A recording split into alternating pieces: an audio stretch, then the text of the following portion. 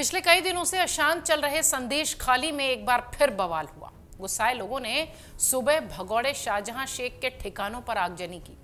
लोगों ने जिस जगह आगजनी की वो शाहजहां शेख के भाई सिराज का घर बताया गया, या यूं कहें कि जगह बताई गई। बवाल की सूचना पर मौके पर पहुंची पुलिस ने किसी तरह भीड़ को नियंत्रित किया, कंट्रोल किया।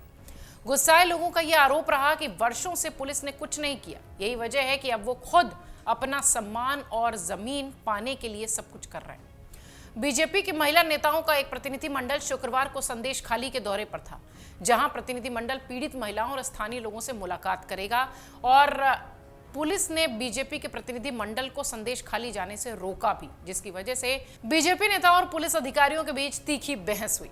बीजेपी के प्रतिनिधि मंडल का नेतृत्व बीजेपी की राज्य इकाई के महासचिव लॉकेट चैटर्जी और अग्निमित्रा पॉल दोनों भी यहां रहीं। राष्ट्रीय मानवाधिकार आयोग का एक प्रतिनिधिमंडल शुक्रवार को ही संदेश खाली का दौरा कर रहा है।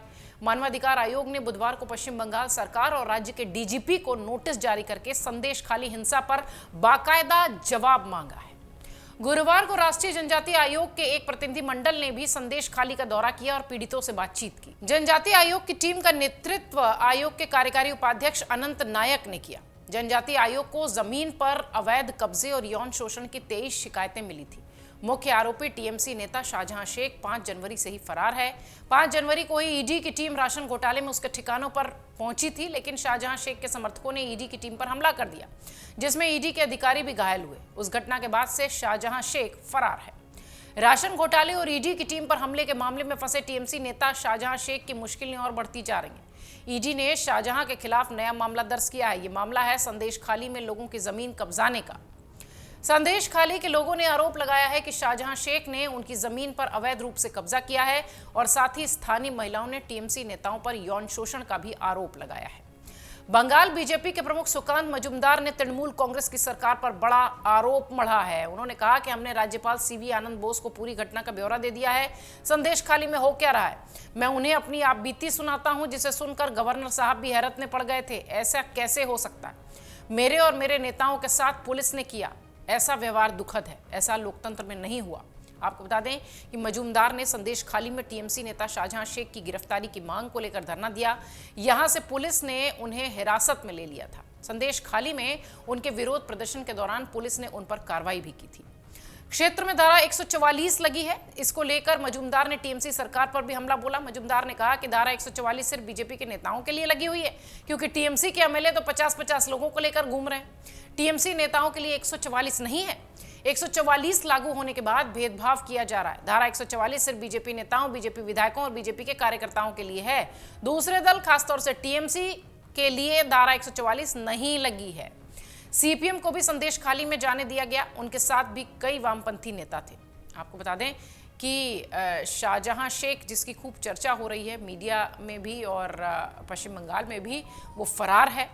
कई मीडिया रिपोर्ट्स के अनुसार उसकी उम्र 42 साल है और उसके लोग भाई के नाम से उसको लोग जानते हैं। शाहजहां ने बांग्लादेश सीमा के पास उत्तर 24 परगना के संदेश खाली ब्लॉक में मत्स्य पालन, मछली पालन में एक छोटे से श्रमिक के रूप में काम करना शुरू किया था। शाहजहां 4 भाई बहनों में सबसे बड़ा है। उसने संदेश खाली में मछली पालन और ईंट भट्टों में एक श्रमिक के साथ काम की शुरुआत की थी। 2004 में शेख ने ईंट भट्टों के यूनियन नेता के रूप में राजनीति में प्रवेश किया। राजनीतिक मौजूदगी बनाए रखते हुए स्थानीय जो कम्युनिस्ट पार्टी की इकाई थी उसमें शामिल हुआ और अपने भाषणों से संगठनात्मक कौशल दिखाते हुए इस शाहजहां शेख ने 2012 में तृणमूल कांग्रेस के नेतृत्व का ध्यान अपनी ओर खींचा और तभी से सत्ता की गलियों में शेख का कद बढ़ता चला गया। 2018 में ये शाहजहां शेख सरेबेरिया अग्रहटी ग्राम पंचायत के उप प्रमुख के रूप में सामने आया। शेख को उत्तर 24 परगना के लिए मत्स्य कर्माध्यक्ष यानी कि मत्स्य पालन के प्रभारी के रूप में भी जाना जाता रहा है। जिले के मत्स्य विभाग की देखरेख ये करता रहा है, जो राजनीति और आर्थिक दोनों के क्षेत्रों में उनको प्रभावशाली स्थिति को दिखाता है। फिलहाल ये फरार है और पुलिस इसकी तलाश में है और इसके फरार होने के साथ ही ममता बनर्जी, टीएमसी सरकार और पश्चिम बंगाल की पुलिस पर लगातार सवाल उठ रहे हैं। अगर आप ये वीडियो YouTube पर देख रहे हैं तो हमारे चैनल को सब्सक्राइब करें और बेल आइकन को दबाना ना भूलें। अगर आप Facebook पर ये वीडियो देख रहे हैं तो हमारे पेज को लाइक करें।